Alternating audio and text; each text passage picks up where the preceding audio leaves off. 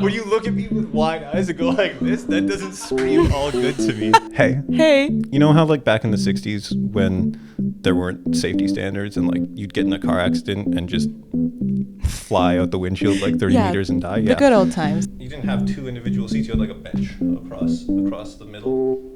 And I was looking at that and I was like, you know what, this is a great idea. I like that a lot. Do you think we should reintroduce the bench seat to the automobile? Oh, definitely. Yeah. I think that's a really safe thing we should be doing. Yeah. Right? Because then when forward. it's over, you just get slide from one side to the other, and it's great. You get to experience death together.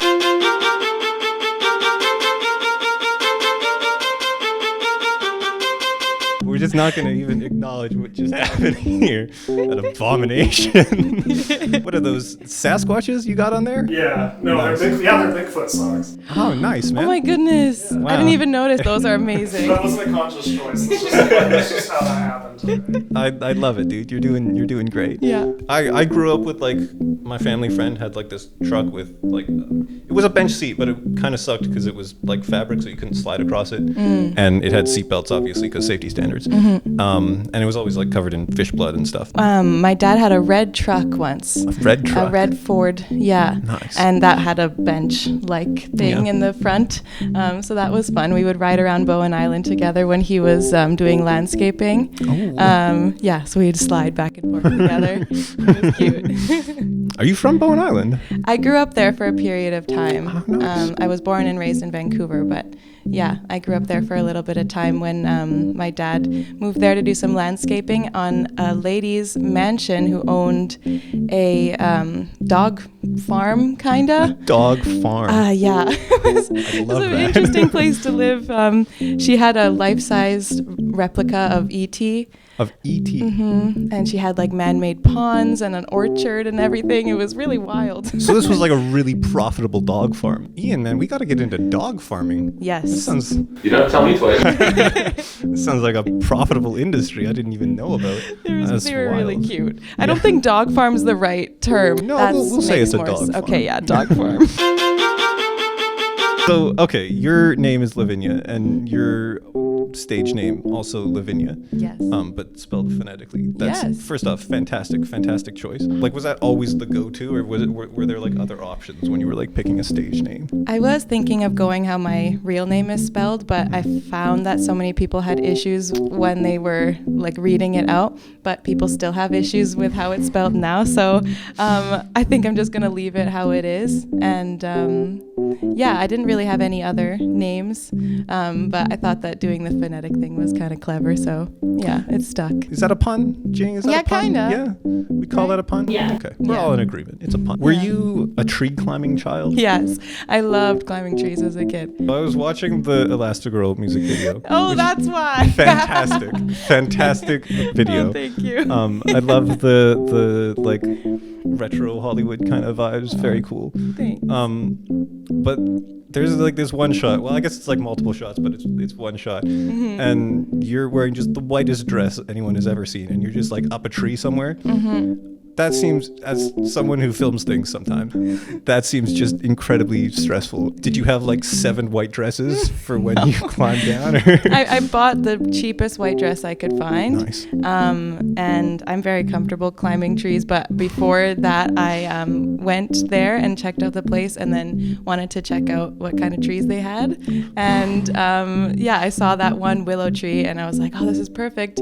Climbed up it, took a test photo of it, and I really enjoyed it. So yeah, the filmmaker was super stressed when I was up there. She was like, don't move too much. I wanted to like walk across the branch and everything, but yeah, it was a good time. It looks fantastic. I was stressed, but that's fine. Elastigirl. EP, single from EP. Congratulations. Thanks. Fantastic. I've been listening to it for like 3 weeks now.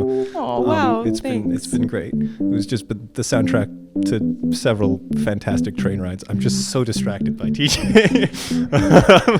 No, I love this. I love this. Teach, you're crushing it. We need a micro drill. Yeah, a little robot to go across the floor. Last year, 2023, you won Best in Vancouver. Yeah. Which is an absolutely wild title for an award. It is. That's just so incredibly just the best thing to come out of Vancouver for all of It's a bit 2023. much. It's a lot of pressure. It's been like a really cool flex to be like, hey, I won the Best in Vancouver. We got to do, I think it's impacted my life positively in a way in that we got to record a free song through it. So we got to have like a whole free day at a studio, Rain City Recorders, and that was a really cool experience that I've never had and the band has never had before. So yeah, we got to have a whole day at the studio and we got to workshop a song together, and yeah, I'd say that was the most fruitful thing to come out of it. Have you been showing off the title a lot? Is it like I think, topic of conversation? Now that it's been a year and now the new title's gonna come out, now I'm kind of like, okay, my time's done now. Get us on the list for the Best in Vancouver. Oh my gosh. Yeah. What? I would love that. I don't know. Sure, for the bumper stickers and the novelty Garfield sticky thing that people used to put on their window in the 90s, except it says Best in Vancouver instead of hanging there. Yes. I'm dating myself a lot. I have no idea what you're talking about. Oh, what? I know. You just went off on a. All right, yeah. Well, you're crushing I it, did. man. I get you. I love a good Garfield reference. Yeah. Don't put it, Garfield. Okay. All right. I didn't know. All right. You know what? We won't touch the Garfield reference. Isn't that what you said? You said a Garfield sticker. Yeah. Yeah. There you go. Yeah. I don't know. I'm just. I Come on, the orange cat Yeah. loves food. Yeah. Yeah. No, That's all you need to know. I know of him. I don't know. Like, are we all love Garfield here? I think I do. The Garf. So it's October. Mm-hmm. When this comes out, it will no longer be. But it is October currently. It is spooky season. Halloween is nearly upon us. Are you a Halloween person? Oh my goodness, big Halloween person. Yeah, I love Halloween. What's the last thing do you dress up? What's the last thing you dressed up as? I was Jessie from Toy Story.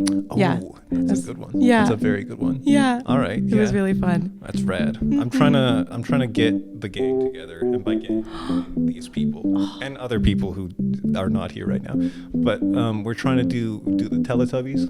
Oh my gosh, I've wanted to do the Teletubbies forever. Yes, that'd be so fun. I've been trying to sell them on this for years. It's not that hard, y'all. You took a turn from the Garfield now. Yeah. All right, now. Look who's talking. By the way, did anyone happen to set a timer on this, or are we just riffing? I feel like most people, and myself included, kind of get their music taste from what their parents listened to growing up. Like my house was there's a lot of Beach Boys, a lot of ABBA going on, not a lot else. My mom loved Erykah Badu, so my love for Erykah Badu started in the womb. And my dad, so my mom was more the R&B hip hop side, and my dad was more the rock and roll side. So he loved U2, all those good classics. And I'd say I experienced music a lot more culturally and ceremonially on my mom's side because she's Romani. So yeah, I got to experience music much more culturally on that side, which was a great blessing. Yeah. And what have you been listening to lately? Lots of conspiracy theories. Oh my gosh. Just strangers on the street. But I'm going to ask you if there's anything you'd like to plug. I have a show January 11th at the Roxy. Yeah? January 11th at the Roxy. Yeah, Saturday, January 11th at the Roxy, Luvinya and the Retro Lights. Be there. Got a snap in there and everything. Woo! Utterly fantastic. Also, real quick, I gotta clarify some stuff. So, look, mother. This you keen-eyed viewers may have noticed by now that this is not the couch that this show once had. Some of you will think that this is the couch that we had for most of this because it's probably going to be in the rest of these episodes. But our last couch exploded, so it's gone forever. That's it. It's done. Also, we've been away for 5 months, so we're all very tired. So Establishment, we shoot this in, decided that they would rather destroy the couch than let us use it. yeah, pretty much. What was wrong with the couch? I'm so confused. It's a controlled destination. Detonation. Controlled detonation is all very safely done. So anyway, that's why the couch is different, and that's why the vibes are different, and that's why I look 5 months older than I used to be. Yeah. Yeah. And you can visit the remains of our old couch off the Sunshine Coast. It's a little treasure hunt for you guys. Yeah. Oh my goodness. Yeah, go find that thing. That is amazing. You. Anyway. Please, can you show me pictures after?